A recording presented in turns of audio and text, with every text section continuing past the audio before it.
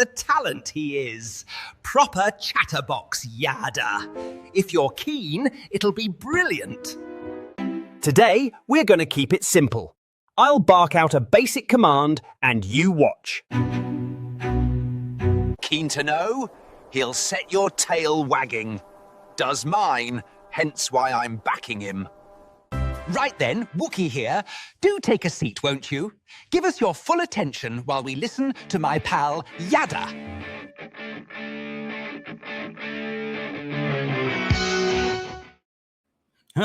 Thank you, Wookie, for the lovely introduction. I appreciate that very much. An extra dog bone for you this evening. It is a pleasure to be with you. I think this is now part 5 on our series on Shabuwah. We're doing the basics. The first category of basics is the Moedim, which are the restoring witnesses to the eternal testimony and the appointed meetings by God. We have already completed, although I think we'll probably do a second show on Pesach, on Passover. We've done matzah, which is unyeasted bread, with a couple of programs. I think we devoted 3 to Bakurim, and now we are on a roll here, number 5 on Shabuwah. I think we'll be in Shabuwah for a while because there's so many related topics to it. We're currently considering something that you normally wouldn't think of that would be appropriate to cover on Shabuwah, but is actually essential. And that is because Shabuwah was stolen, like everything else in Christianity. Everything in Christianity is stolen from one religion or another, or from one person or another, one God or another. It's a mix of an amalgamation of truth and lies in pure babble, Bible style. And in this particular case, it's Eusebius. After, the book of Acts takes Shabuwah and it turns Shabuwah into Pentecost, and then changes Shabuwah from a harvest that is going to be fulfilled this year and next into the birth of their church. And they quoted the prophet Joel, completely out of context to demonstrate this. And claimed that people spoke, that the purpose of the fulfillment of Shabuwah was for people to speak a whole bunch of different languages, none of which, by the way, were Hebrew. And the purpose of Shabuwah is as a harvest, and it takes place 7 years prior to the return of Dowd, who is the actual Messiah, with Yahowah, which is the actual name of God. And so they were wrong by 2,000 years. And then the prophet Yoel was speaking of those last days, so they picked a prophet who was addressing events that would take place 2,000 years after the events they were allegedly reporting. So they got nothing right. But in stealing Shabuwah, making it Pentecost for them, just as they stole Dowd's Messiah title, Son of God title, and Savior title, they stole all those from Dowd. And the God-man who was killed and then resurrected was stolen from Dionysus. Even baptism was sold from the Sibylline oracles of the Roman Senate. So it's all stolen. And to pursue this cavalcade of identity theft, Eusebius was the one who recognized that there was no justification at all for this concept of a Christ. There's no prophecy in the Torah, prophets and Psalms, of a coming Christ. There's no prophecy regarding a Jesus, not a single mention of a Jesus or of a Christ. And so somehow when Eusebius was reading the text that he had inherited, he realized, if I'm going to put together a New Testament according to Paul, I need something that says, well, you're that Christ guy that was predicted. And so he did. He wrote it into the text. It wasn't there. You can look at every 1st, 2nd, 3rd, and early 4th century manuscript codices of the Greek New Testament, and you won't find any reference to either of the places, one in Mark, one in Matthew, where there is where these lines, this whole discussion, any part of this discussion exists. And so not only does it take place by Eusebius's writing in front of the gates of hell, in front of the statuary to Pan, which is incredibly indicting. And if there really was a Jesus fellow and he was God, guess where he's never going to be? He is never going to be talking to people and his little team in front of the gates of hell. And yet that's where he sets this. So that part's absurd. Of course, the other part of it that is absolutely absurd is there's no prophecy that speaks of an arriving Christ. So for somebody to say, "Oh, I know who you are. You're the Christ," it would come out of thin air. I mean, because there is no prophecy that predicts an arriving Christ. So why would somebody come to this conclusion? Moreover, this is 3 years allegedly into Gospel Jesus's so-called ministry, and you want to tell me that in the first 3 years he didn't mention who he was? Never once? What were they talking about? I mean, fishing? I caught a whopper one day. What were they, how to row a boat? What were they talking about? If he never identified who he was, and he had to have them guess in the third year, and they do so, and they have this little guessing game outside of the satyr's home, the gates to hell, and it doesn't show up in any first, second, third, or early 4th century manuscript, and it doesn't appear until after the wholesale changes appeared under Constantine and Eusebius. And then I just went through on the previous program, and I told you about Eusebius's fantasy about the statue of Jesus compared to the statue of Pan, and how the god came and struck it with lightning and it rusted. I mean, it's pathetic. To be a Christian, you have to have your head in a cesspool and think it tastes, like caviar. Small minds are easily impressed. Oh my God, it's so bad. So anyway, we're going to continue with this theme here, and Eusebius is the one who, in front of the gates of hell, is the one who wrote Peter's alleged profession. By the way, there was no Peter. The man's name was Shimon. There were no disciples.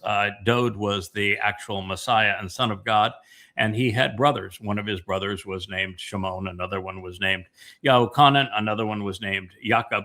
And it was from his brothers that Paul went to war. And as Paul wrote the first 14 books of the Christian New Testament and created the myth of Jesus, it is Paul who went to war with Dowd's brothers. And they then got incorporated into the story as alleged disciples, of which there were none. So anyway, this is what he wrote. He said, you know that you are the Christ. You are the Son of the living God. By the way, it's a God whose name never appears once and anywhere in the Christian New Testament. And God's very clear in his test of who speaks for him. If you do not use his name, do not know his name, you do not speak for him, which automatically annuls the Christian New Testament as inspired by God. And that's the only place where the Christian counterfeit of Messiah, this Christ nomenclature, is acknowledged as if it were an important title. And the important title, and it's not even in the top 10 of Dowd's most important titles, is Messiah. Messiah as a title should have been transliterated into the Greek and into English. There should be absolutely no Christ. So even if we're going to pretend that there was a prophecy of a coming Messiah, and there isn't, then the very least they should have done is maintained the Messiah, because there is no reference to a Jesus or a Christ anywhere in the Torah, prophets, and Psalms. And Christ is from Chriso, which means to drug. And God's very clear on who is the Messiah. And he says it's Dowd. And he says, if you're going to say anybody else other than Dowd, you're calling him a liar. Read the 89th Mizmor. It's quite clear in this regard. And the only thing that could even be wildly interpreted as a prophecy of a coming Messiah would be when Dowd, who is Gabriel, God's most courageous and competent man, he's not an angel, it's Dowd. He's even identified as a man. Read the damn text. It's very clear. When Dowd, as Gabriel, who is the Messiah, spoke of what he was going to do when he gave the exact timing of when he would fulfill Matzah in 33 CE, year 4000 Yah. And so if that statement is true, and it is, then it is Dowd as Gabriel who fulfilled Chag Matsah in 33 CE. And if he fulfilled Chag Matsah, it can't be Jesus, because there is no mention of Jesus doing anything on Matzah. According to the Christians, that on the Shabbat, he was taking a nap. He was in his tomb. And therefore, it can't apply to him. So if that's going to be the place you're going to take the prophecy, you have to leave it there, because the prophecy is specifically on the fulfillment of Chag Matsah. It means cut off. Cut off means cut off from the land of the living. It's when Dowd's nephesh soul carried our guilt into Sheol, so that he was separate from the land of the living, cut off from the dimensional world that we know. And the next day he fulfilled Bikurim, firstborn children, not the pagan holiday of Easter that was born and bred in Babylon. So the whole thing is nonsensical. Anyway, it's a stealing of Dowd's titles, and Ben El, or El Ben, if you want to write it in the Hebrew order, that son of God title is Dowd's. The only person that God says, he is my son, I am his father, is to Dowd and to no one else. So without the imagined and unattested scene playing out before the cave of Pan, the satyr of the Greek religion, there is no justification for Christ or for Christian or for Christianity or for church. It all goes away, and there is nothing left but a pile of lies. And even with it, there's nothing but a pile of lies, because it itself is a lie. So without this fabrication, there is no Jesus, there is no New Testament, there is no chair of St. Peter, there are no popes, there are no keys to heaven held by a Roman institution either. It all crumbles behind a facade crafted by Eusebius, and he had the most deceptive of pens, and he is the one who will be held accountable for having done so, and will be sent to Sheol along with all of those who promoted his lie. As evidence of this, not a word of what Eusebius composed on behalf of his Roman Catholic overlords, particularly Constantine, whom he served as a propagandist, in Matthew 16 or Mark 8 is found in any of the pre-Constantine codices containing portions of the Christian New Testament. By the way, you should also know that Mark was written 10 years after Paul's death. Paul had already written the first 14 books of the Christian New Testament. He had both Luke and Mark as his companions, and he was the one who came up with the idea of a gospel. He is the one who came up with the idea of a New and Old Testament. He's the one who called the Towrah pornography, and he's the one who came up with the notion of a Jesus Christ, of which no one existed by that name or that title in first century Judea. Absolutely no way, no how, under any circumstance, nor is there any contemporaneous eyewitness account to say anything other than he's a fable.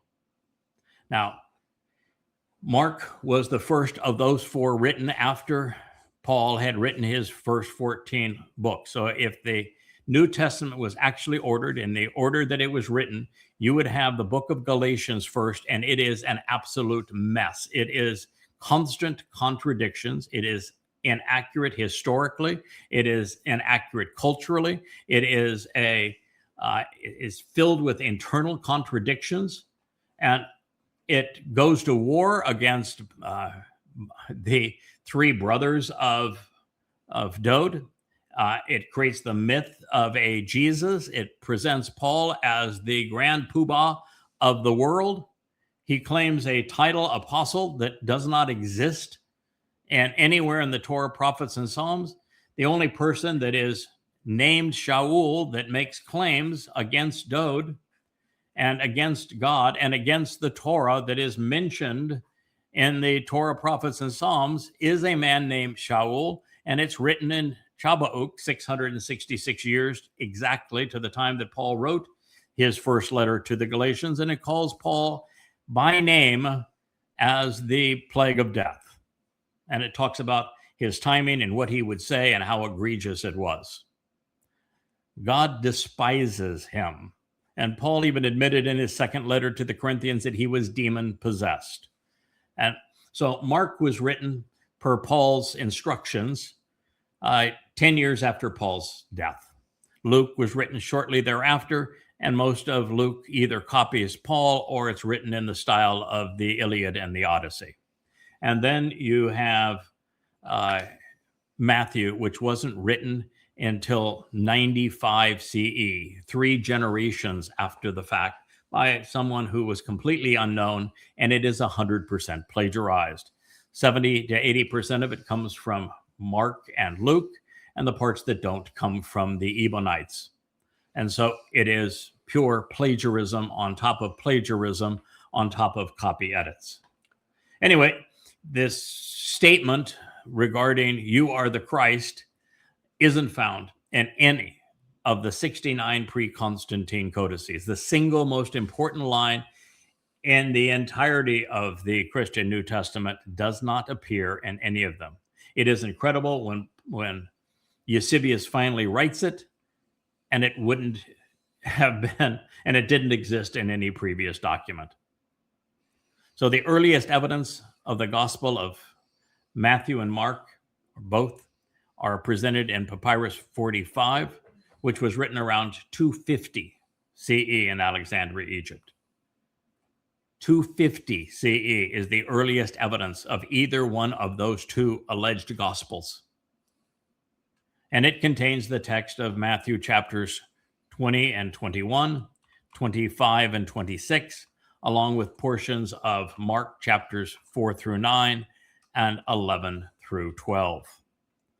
Luke chapters 6 and 7 and 9 through 14. John chapters 4 and 5 and 10 and 11. This is now 250 CE. There's Acts chapters 4 through 17. And thus, not a word from the 16th chapter of Matthew, thereby excluding the religion's most essential citation. As for Mark 8, Papyrus 45 includes 8:1, 8:14 through 25, and what is now 8:34 through 40. But guess what? There is nothing in the narrative that conveniently starts with the 26th verse. Doesn't exist. What are the odds of that? If you can't dazzle them with brilliance, just baffle them with bullshit. And that's what the religious do. So this was added in the mid-4th century by Eusebius. Jesus and his followers. By the way, the first time there was a Jesus ever spoken, the first time the name Jesus was ever spoken by anyone was in 1629. It's the 3rd edition of the King Iam's Bible. Jesus and his followers went from there. By the way, if he was so important, he had so many followers, why isn't there a single contemporaneous eyewitness account? Why isn't there something chiseled in stone? Why isn't there a note from anyone? Why is there absolutely nothing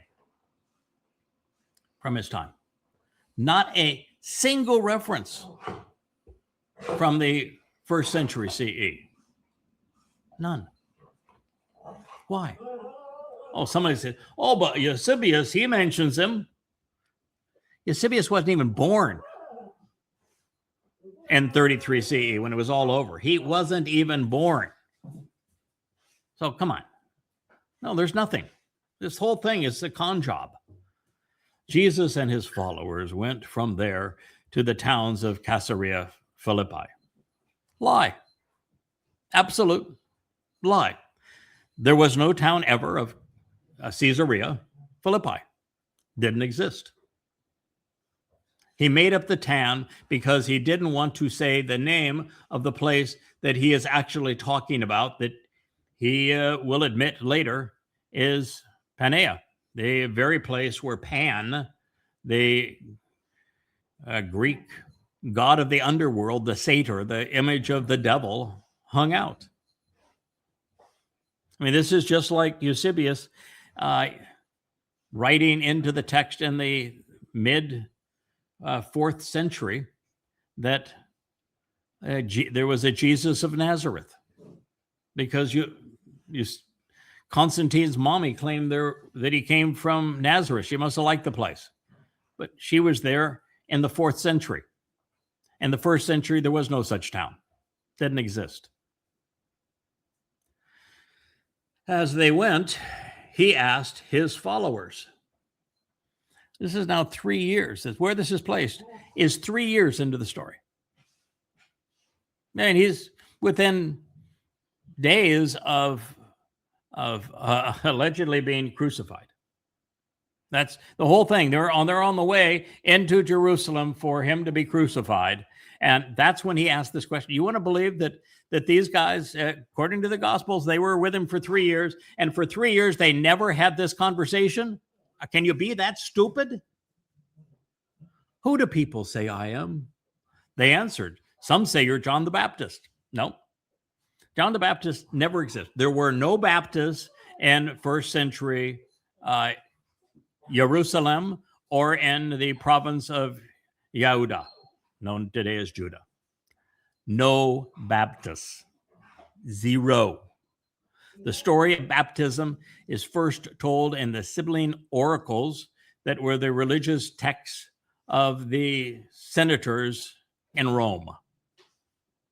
There's no reference to a baptism anywhere in the Torah, prophets, and Psalms. It is a lie. So now we have our third lie. Jesus followers, fourth, Jesus followers, and the place that the question was asked. It didn't exist. And now we have some saying you're John the Baptist. There was no John the Baptist. And some say Elijah. Now, why would they say he's Elijah? Now, come on. First of all, the name is Eliah. If they said that his name was Eliah, then wouldn't they know that God's name was Yahweh? Eliah means Yahweh is God. So if they are saying that its name is Eliah, then they would know that God's name is Yahweh, and yet there's not a single mention anywhere of Yahweh.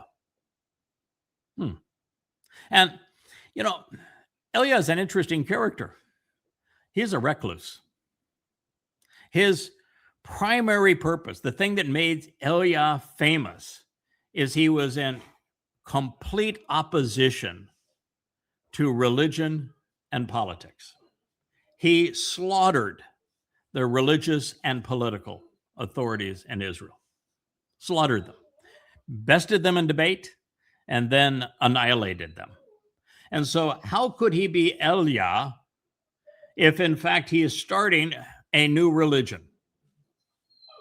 And how could he be Eliah if Paul had written some,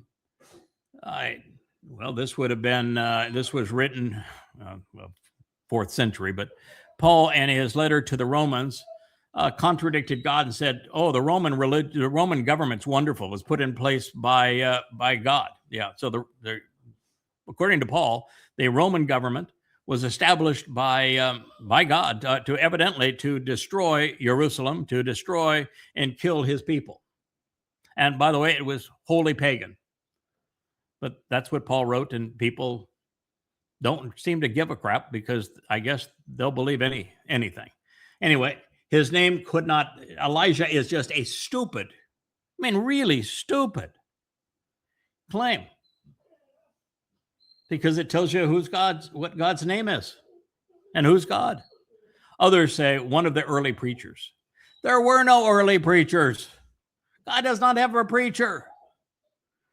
Preachers is a Christian concept. There are no early preachers. There were prophets.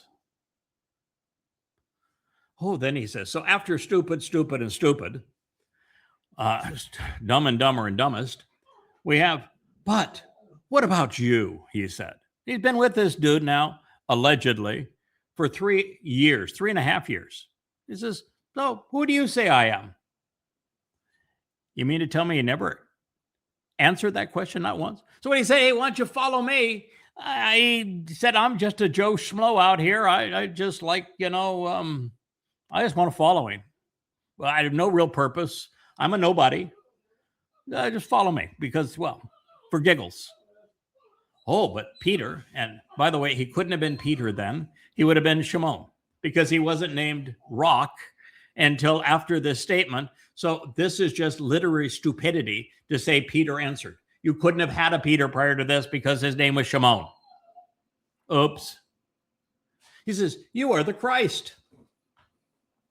Well, why would he say such a thing? First of all, evidently, the gospel Jesus never said such a thing. Never. And there is no prophecy of a Christ. So for someone to say you are the Christ, that'd be like saying, oh, who do you say I am? Oh, well, you're the donkeldooter. Yep, you're the donkeldooter. I know that for sure. Yeah, I know you're the donkeldooter. What in the hell is a donkeldooter? Well, I don't really know, but that's what I think. I think you're the donkeldooter. That's as stupid as saying you were the Christ.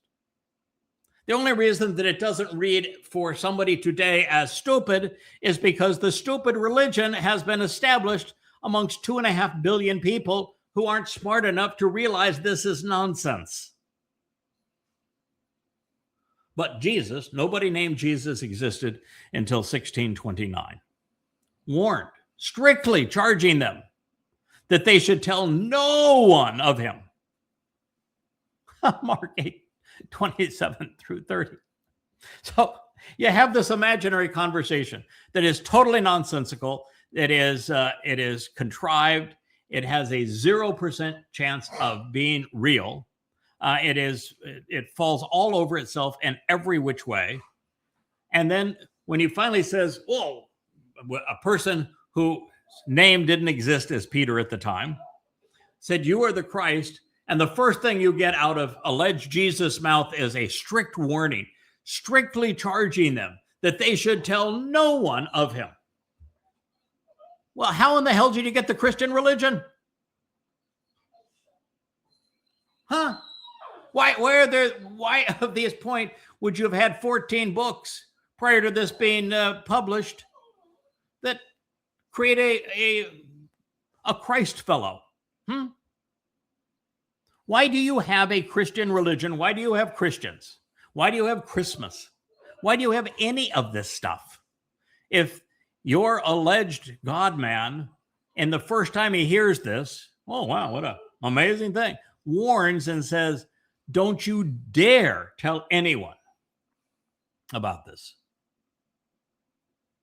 And yet you want to say that, okay, but it's okay to publish the book on it, right? Doesn't anybody think? Yeah, not only is this line devastating to the Christian myth, it, of course, appears nowhere prior to Eusebius and the mid-4th century codices, Vaticanus and Sinaiticus, which are, by the way, an utter and complete literary disaster. Moreover, Eusebius made a careless mistake, adding additional commentary to the text of Matthew when it was concocted 2 to 3 decades after Mark's hearsay account, also by an impostor. Unwritten information is always lost over time. It's never gained. And so, since we know when the impostor wrote Matthew, because it's plagiarized from 3 different sources, and we know the history of the text, and we know when Mark was written, and that he was hanging around Paul and was serving Paul's interests, because Paul actually says that's the case. You could not have had an account that is 70 to 80% plagiarized from Mark and Luke, written a minimum of 20 years after Mark, add information, becoming more detailed. It's an impossibility. Fails the logic test. If he had done it the other way around, you'd have a chance to pull it off. Did he know when they were written? Probably not. So he took a guess, and he guessed wrong. And he put the book of Matthew before the book of Mark to create the false impression that, well, the more detailed one came first. But that's not what actually happened. That's like the false impression of Christians thinking the first book of their New Testament is Matthew, followed by Mark, Luke, John, and the book of Acts, when actually the first book of their New Testament is Galatians, followed by the other 13 books that Paul wrote, followed then by Mark and Luke, and not until 95 CE, Matthew and John, who we have no idea who wrote them. There's absolutely no evidence whatsoever as to who wrote them. So nevertheless, the narrative of Eusebius, that's quite a nevertheless, composed to justify Christianity in the Gospel of Matthew, picked up where he had left off at the gate of hell, and then, he decided to become a novelist. You could tell from his whole depictions of other things that he wrote, he was really dying to be a novelist. He just wished he could have written the whole thing from scratch. That would have been quite a story. It would have challenged the Odyssey. It says Jesus, no one named Jesus, existed in first century Judea, which was the province of Iuda and under Roman control, came into the country of Caesarea Philippi. So the imagined name appears exactly the same way in both texts. And it's false. It never existed.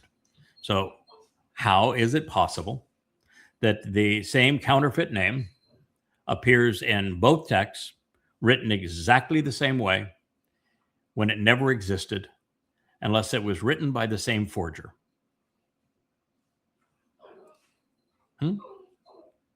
I don't think there is a rational answer to that. He asked his followers, "Who do people say that I, the Son of Man, am?" Added information. You know the Son of Man and where that comes from? Ezekiel. Do you know that Ezekiel is Satan's autobiography? Ezekiel fails Yahweh's test of a prophet as it's presented in Verbatim, two different places, but most detailed in the 18th chapter, in every possible way. So if that is his title, he ain't who he says he is. He's representing Satan. They said, as opposed to he said, it's they said. Some say you are John the Baptist, who never existed. And some say Elijah. It's Eliajah, which same argument applies in both. And others say, well, we now have a Jeremiah. Well, who in their right mind is going to pick Jeremiah? I mean, there is nothing in common. And if you go to Jeremiah, then you're really screwed. Because Jeremiah is the only person who mentions anything that could be perceived as a renewed covenant. 31st chapter. But he states that the renewed covenant is with Israel and with Yehudah, not with Goyim, Romans, Greeks, and a church. And so now you are really screwed, blued, and tattooed if it's Jeremiah. And Jeremiah goes on to say that when the covenant is finally renewed in the last days, which they were nowhere near, with Israel and Yehudah, Yahweh, a God's name who they do not know, is going to write his Towrah inside of everyone. Towrah.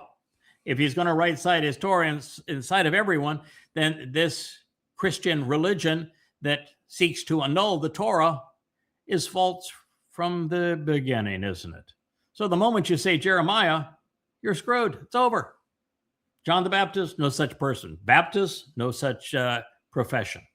Elijah, then it tells you what God's name really is. Jeremiah also tells you what God's name really is. It ends with Yah, but he's the one who tells you that there can be no New Testament that is contrary to the Torah. Or again, he throws in one of the early preachers. Why?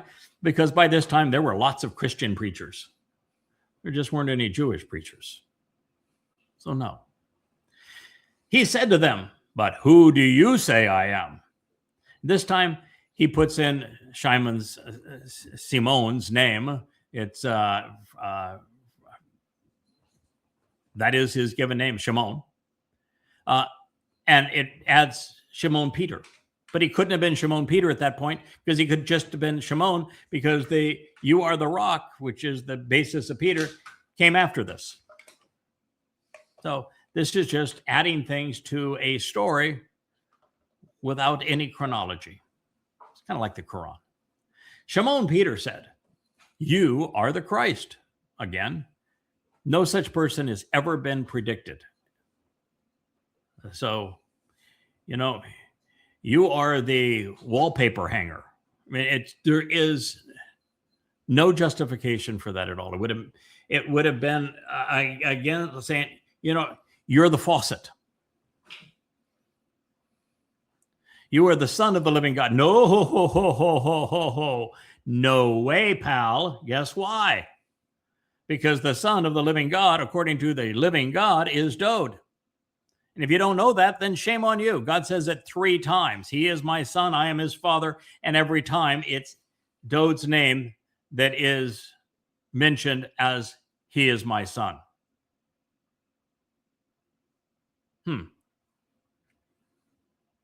Doesn't work, does it? So Jesus, a name that does not exist and did not exist until the 17th century, said to him, Shimon, son of Yonah. By the way, he was not son of Yonah. There was a Shimon. He was the son of Ruth and her husband Boaz. You are happy. Oh, happy. Oh, that's what I would have said, yeah. You are faucet, so you are so happy, because you did not learn this from man. Well, he'd been sitting there with a man that Paul's claimed as God. Christianity says this Jesus fellow is God, as if God is small enough to be a man, but they don't bother with the fact that God can't be a man and that men cannot kill God, but so much for the details. Let's not sweat the details. Happy because you did not learn this from man. So, he's been 3 years with alleged Jesus fellow and not a single conversation about this. His identity was unknown to them. And you want to base a religion on a person who is known by this identity when he spent 3 years with some schmoes out there walking around the wilderness, and he never once told him who he was. My Father in heaven, he doesn't know his name either, has shown you this. Well, if you knew that, pal, then why'd you ask the question? If you knew that was the answer, why did you ask the question? If you're supposed to be the same as the Father in heaven or a real God, wouldn't you have known the answer? Well, let's not sweat the details. And I tell you that you are Peter. This is the first time that it was actually Kephesh, is what he would have said. It's Hebrew for stone. You are stone. Dumb as stone. You are stone. And on this stone, same word, by the way, I will build my church. Yep. So he gives legitimacy to the title Christ and Christian and gives the legitimacy to church, except for the fact it wasn't spoken by pretend Jesus. It was written in the 4th century. And there is no Greek word for church. Not a single word. And anywhere in the Greek text of the Christian New Testament will you find anything that can be translated church or transliterated church. It's from ecclesia, and ek means out called. Out called. Not going into an institution, not going into a building. It's out called. Ecclesia is not church, not the sound. The only thing it sounded like church was Church, which was the pagan's daughter of Helios of the Germanic religion. She's a pagan goddess. The powers of hell will not be able to have power over my church. Hell doesn't have any powers. None. It's, by the way, it's not hell. It's Sheol. And Sheol has no powers. It's an inanimate object. And there is no church. And I will give you the keys of the holy nation of heaven. Well, holy in Hebrew is diseased. God does not have a nation of heaven. He has a nation of people, and they happen to be Jews. And there are no keys. So, giving the keys to heaven? No. No mention of any place where there's keys of heaven. Not in the Torah, prophets, and Psalms. So why would he say such a thing? If he was a predicted individual, if he was supposed to be God, he would have known there's no reference to keys. He would have known that holy in Hebrew is diseased. He would have known that the only nation that mattered was Israel, and that there was no nation of heaven. Whatever you do not allow on earth will not have been allowed in heaven. So he is telling a man, by the way, that he will refer to as Satan in the next breath, that this man has control over heaven. You believe that, then you can probably believe anything in Christianity. Whatever you do not allow on earth will not have been allowed in heaven. I mean, it's not a very well written sentence, but it basically says, whatever you're against here on earth, heaven will be against. As if, well, God's got no say in this matter. You're smarter than God. This man that he will call Satan in the next breath, he just says, you have total control over heaven. Not me, no, you. Mm-hmm. He's the same guy that, wigged out when there was the crucifixion, not knowing that if he is the person that was prophesied, Dowd, he came to be crucified on Pesach. He wrote that he would be crucified on Pesach 1,000 years before he endured it in the 22nd Psalm. And so rather than wigging out over it, you would have said, there you go. You saw it through. You finished the job. You did exactly as you promised. But nope. He has some control over heaven. Whatever you allow on earth will have been allowed in heaven. Yep. Given this man, who was a pathetic guesser, came up with, a bogus title, that whatever you want, whatever you do, you are in charge now. You're more important than God. You get to choose exactly what happens in heaven and what doesn't happen in heaven. Imagine. And people believe this rubbish. You know why he's saying that? Because his church, the Roman Catholic Church, wants to have total control over God. The Roman Catholic Church wants to hold the keys to heaven. They want heaven to be a holy nation of Roman Catholicism. They want what they decide to be allowed on earth to be allowed in heaven, and what they decide against on earth not to be allowed in heaven. And so it was written entirely to empower the Roman Catholic Church, and it's obvious. Then, with strong words, he told his followers to tell no one that he was the Christ. I mean, you can't make up stupid at this level. The whole purpose of this was allegedly to announce you're the Christ. And you have the guy that they're giving this title to saying, don't you tell anybody that I'm the Christ.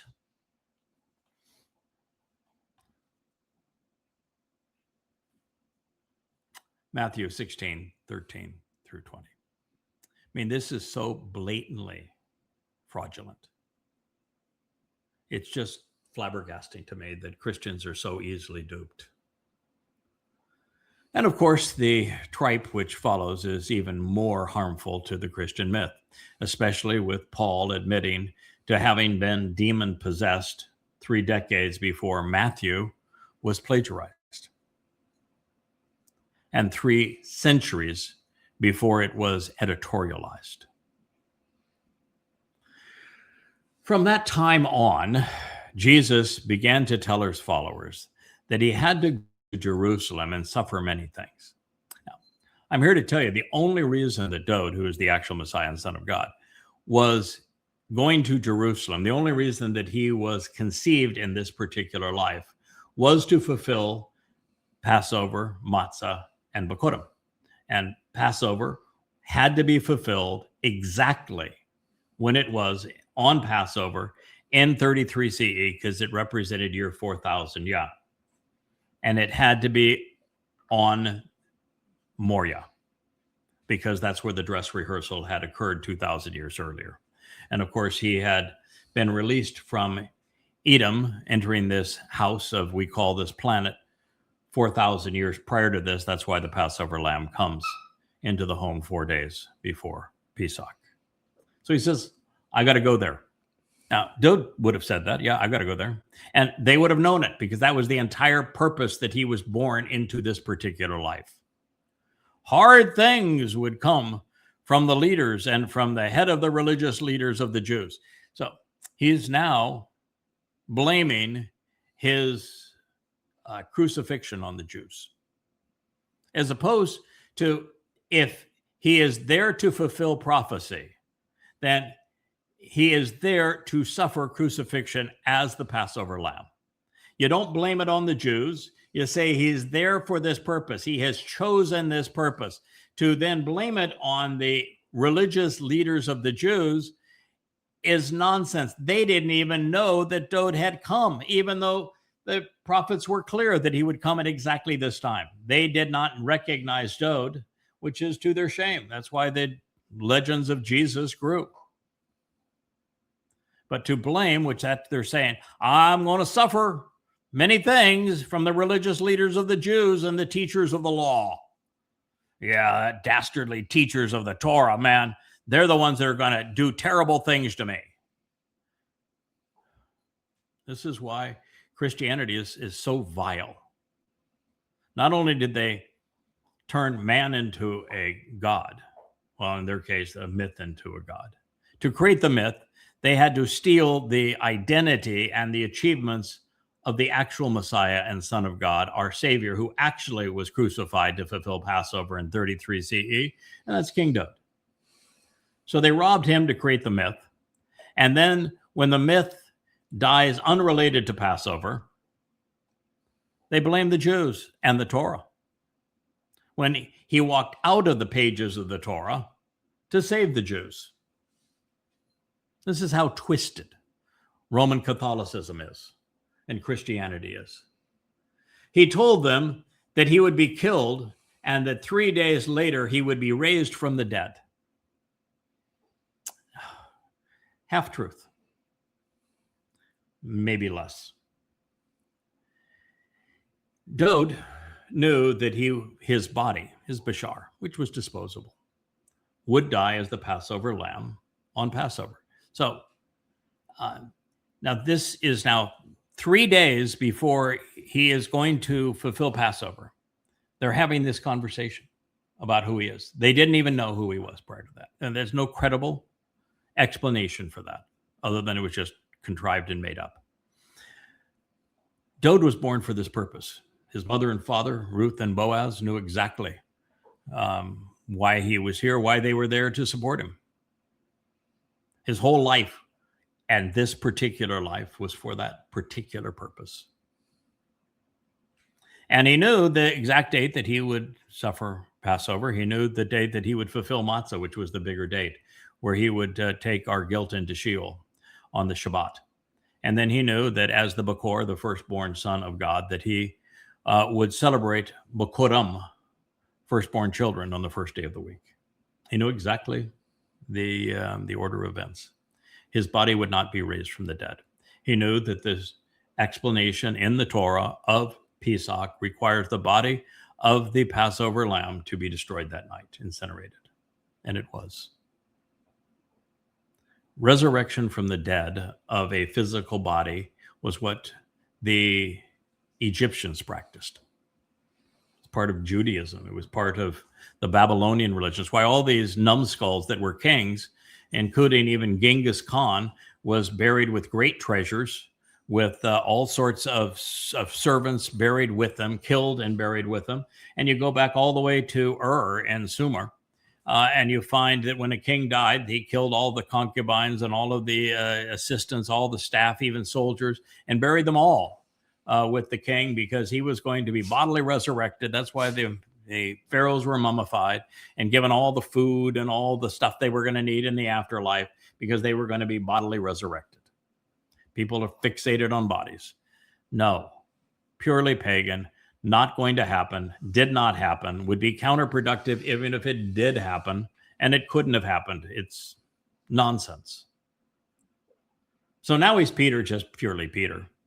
Took Jesus away from the others, and he spoke sharp words to him. No, I'm not going to do that. No clue as to why he was here. And he said, "Never, Lord. This must never happen to you." The entire reason he was here was for that purpose. But no, Lord. So this Father in heaven that allegedly told him he was the Christ wasn't smart enough to tell him, well, you're here to fulfill Passover. He's destroying his credibility in the next sentence. And yet Christians are not smart enough to figure that out. Shame on you. I mean, is stupid required to believe? And Jesus then turned to Peter and said, "Get behind me, Satan." So the guy that just made your big pronouncement. I mean, this is your big deal, man. Your coming out party, you be the Christ, man. I don't know what that means, but you be the Christ. Yeah. And the next line, he says, "Get behind me, Satan." Turned to him and said, "Get behind me, Satan." On a 1 to 10 scale of stupid, this is a 10. A 1 to 1,000 scale of stupid, this is 1,000. And yet, this is the entire diatribe narrative that is required to establish the Christian religion. It doesn't exist without this stupid insertion. Then Jesus turned to Peter and he said, "Get behind me, Satan. You are standing in my way. You are not thinking how God thinks." Well, you just said you were, but now you're not. You are thinking how man thinks. You just said, but man didn't tell you anything. Matthew, anyway, 16, 21 through 23. It was religion by clowns. This is like the Trump administration. And the ringleader of this circus, its promoter and propagandist, even its author, was Eusebius, the man who performed these same roles for Emperor Constantine, who was a scumbag. He was a murderous, conniving general, an egomaniacal jerk. Now, as I have mentioned, the earliest witness to the 16th chapter of Matthew, as well as of Mark 8, 27 and 30, are found in the highly disreputable Codex Vaticanus and the Codex Sinaiticus. Both were composed by Eusebius, both on orders from Emperor Constantine, both between 325 and 360 CE. In particular, all other presentations of Matthew 16 were copied from these, with codices Bezai, Washingtonius, Ephraimi, Receptus, scribed in the 5th century, followed by the codices Perpetus and Petrolamus and Sinopenus, 200 years thereafter. There is no contemporaneous witness to any of this. We're dealing with 3 to 5 centuries of intermission. Hard to explain if your guy is supposed to be God, isn't it? Now, beyond this, the very creation of Matthew is a fraud, falsely claiming to be a disciple, of which there were none. The anti-Semitic author of the gospel was, and gospel is Paul's term, it's from Evangelion. Paul conceived the concept. Paul said he had an Evangelion, and if even there was a Evangelion from heaven that differed from his mattered, heaven's didn't. He was 3 generations removed from the time that Dowd actually fulfilled the Mikra in the spring of 33 CE, including the 80% plagiarized from Mark and Luke and 100% pilfered from the Ebonim. It is filled with errors of fact, historical anomalies, incredulous accounts like this, and contradictions, many attributable to the Bishop of Caesarea Eusebius. With the cave of Pan serving as a backdrop to this demonic tale, Eusebius crafted the words which established the Roman Catholic Church, granting it supremacy over Yahweh, over heaven, giving it the keys, giving it control of what would happen in heaven and what couldn't happen in heaven, even the birth of a church.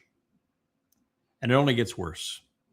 Before the cross entered the picture, the Christian counterfeit supposedly asked his followers to join him on the torture stake. What a horrible, demented, and grotesque request. It reads, "Then Jesus said to his disciples, 'If anyone desires to come after me, let him deny himself and take up his cross and follow me.'" Oh, crucifixion for everybody. Got a great deal. We have a special this afternoon only.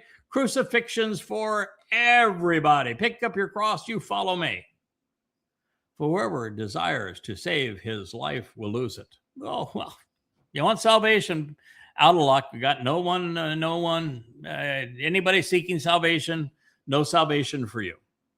But whoever loses his life, oh yeah, well, you die for me. You go pick up your cross. You get crucified for my sake. I don't know. How would somebody else getting crucified be of any value to the person being crucified? I mean, if you were substitutes, okay, Romans, I got your deal for you. We're going to do a 2-for-1 today. There are going to be 2 of us. We'll substitute, be crucified for this fellow over here. He can get down off the cross. You can nail us up to the cross. 2-for-1 deal, special, just for today. That way you'll find it if you lose your life for him.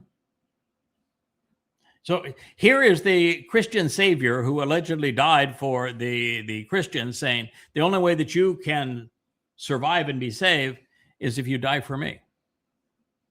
That's what he just wrote. Anybody see a problem with that? For what profit is man if he gains the whole world and he loses his soul? What will a man give in exchange for his soul? For the Son of Man, we already forgot that Son of God thing, didn't we? Yep. We already forgot that Christ thing, didn't we? He will come in the glory of his Father. Well, if he's going to come in the glory of his Father, first of all, he is not the Son of Man. And second of all, he is Dowd.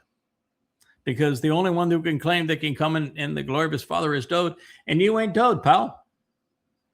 With his angels. There are no angels. You know, the Christian church got angels. It's just really stupid. The Towrah says malach. Malach means messenger. And so in Greek, they wrote the Greek word for messenger, agelos. And rather than translating it as messenger, which would have been the proper translation of of malak, they transliterated the Greek word angelos as angels, and they created a class of being that, Christians and Muslims and everyone else seems to think actually exist just because of a stupid clerical mistake. Not knowing when you're supposed to translate or transliterate a word. Titles, you transliterate. If you're going to transliterate it, you got to translate it from the original text, which would be malak. Words, you translate. Messenger. No justification for angel. His angels, and then he will reward each according to his works. Well, oops. We got a problem again. Because according to Paul, there are no works. According to Paul, it's all by faith. All you got to do to get salvation, according to Paul, is to believe me, but I, Paul, say, and that's the whole deal. There's nothing more to it than, but I, Paul, say. And here you got pretend Jesus saying, you're going to be rewarded based upon your works. Might be a problem. Contradiction. Verily, I say unto you, there are some standing here who will not taste death until they see the Son of Man coming in his kingdom. These boys needed a copy editor. I got a fact checker, Mike, as you got to meet in the last family hour. He would have said, excuse me, but you can't say that. Not true. Because guess what? The Son of Man, let's just pretend that he is the real Messiah. Just pretending here. Although he doesn't use the title now. He's been called out. He says, you're the Christ guy. You're the Son of the living God. And he went right back to Son of Man. By the way, he couldn't have been the Son of Man, could he? Because he claims that he was, the Christian New Testament claims that he was born of a virgin, which means there was no man there. So he could not have been a Son of Man, could he? Not according to the Christian mythology. He could not have been a Son of Man. Impossible. So the moment that he uses the term Son of Man, you've destroyed the whole concept of Mary and the virgin birth. Ever think that through? No, they don't think it through. And until they see the Son of Man coming in his kingdom. Oopsie. Problem. Dowd's not returning as the Messiah and Son of God until 2033, year 6,000 years. He missed it by just a smidge, 2,000 years. Do you think that any one of those people still living? He said that you won't taste death until this happens, and this isn't happening for another 7 years, and we're just shy of 2,000 years removed from that date. It's a false prophecy. It's a false statement. It didn't happen. It's just like when Paul wrote that his rapture was going to occur during his lifetime. And he had the wrong date. He had it on Towrah, trumpets, when it's Shabuwah. And it didn't happen during his lifetime, did it? It's going to happen 2,000 years later and on Shabuwah, not Towrah. This is the same thing. You're not going to taste death until you see the Son of Man coming in his kingdom. The kingdom of Dowd, when the earth is restored to the conditions of Eden, takes place in 2033 on Yom Kippurim. He missed it by a tremendous amount. I'm trying to get my dog's attention because she's chomping away at her paws again. And I can typically handle that for about 5 minutes, but as it goes on for 10, it kind of gets on everybody's nerves. Okay. I don't know where the glasses fell, probably within 2 feet of her, but it was enough just to startle her, to get her attention away from biting her feet, because she knows she's not supposed to do that. Yeah, because she'll do it to the point where she can't walk, and then she'll just cry. Woe is me, pick me up, carry me. It was all very sadistic, wasn't it? Particularly this request. It was a preposterous lie. It was ghoulish from beginning to end, including the misidentification and the false prophecy. And yet Eusebius, paper-thin deception. A lie so full of holes, there were more yeast than grain in his loaf. And it served to legitimize the Roman Catholic Church, discrediting Yahweh, while replacing Dowd, giving the church control of heaven, literally the keys to heaven, and what goes on there, who gets in, who doesn't. And it all played out before Constantine, the Pan of the Roman empires. Get behind me, Satan. Indeed. Well, we've now gone a little over an hour. This is a good place for us to stop. I will continue our presentation of all things we can know about Shabuwah, and we'll continue to clear away the rubbish of Christianity, because until you do, you can't see what the truth is. You will not have an appreciation for why Shabuwah is not Pentecost. You will have no appreciation for why Jesus never existed, and why Dowd is the actual Messiah and Son of God who fulfilled Chag Matsah and Bikurim. And until you know that, you can't capitalize on Shabuwah, because it is a Bikurim harvest. So all of this is germane to your understanding. It is basic to our very appreciation of who God is and what he is offering and how he is making these things available to us. So I thank you for listening. I hope you had some fun as we went and ridiculed the lies of the Christian New Testament. Talk to you tomorrow. Good day. Hey there, thanks for tuning in. That was Fetch. Gotta run now. Catch y'all on our next podcast.